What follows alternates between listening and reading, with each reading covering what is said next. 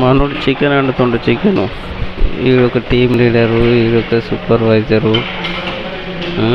అక్కడ అన్నం అన్నం అన్నం మనదే.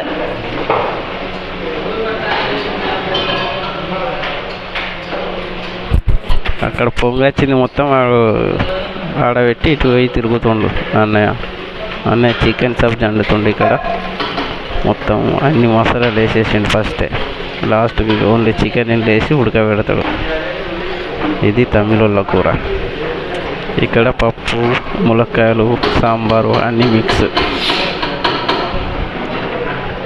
పర్లేదు, మన వాళ్ళు వండుతారు మంచిగానే. ఇక్కడ నా వీడియో అంతా బ్లర్ వస్తుంది.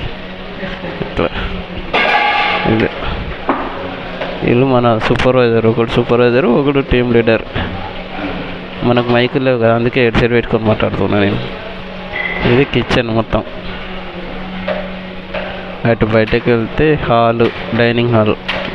కూరగాయలు కట్టు కూడా చేసుకోవచ్చు, తినుడు కూడా తినచ్చు.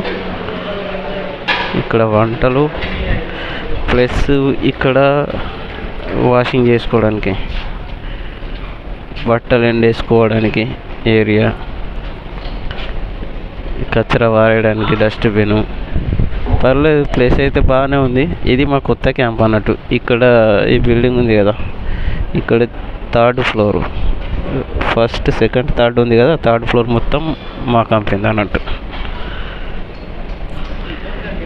ఇలా వండుతురు చికెన్. ఇలా తమిళ ఫెస్టివల్ ఉన్నది. యాక్చువల్లీ ఇక్కడ ఎందుకు వచ్చినా అంటే మాది సోనాపూర్ క్యాంపు, ఇది జబులాలి ఇండస్ట్రియల్ ఏరియా 2.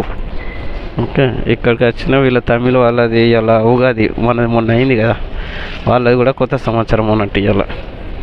అందుకోసమే ఇంత చికెన్, ఇంత సాంబారు తీసుకొని అటేటో జంగల్లోకి పోయి తిని రావాలి. ఓకే, ఇక వాళ్ళ హ్యాపీ కాదని వచ్చిన.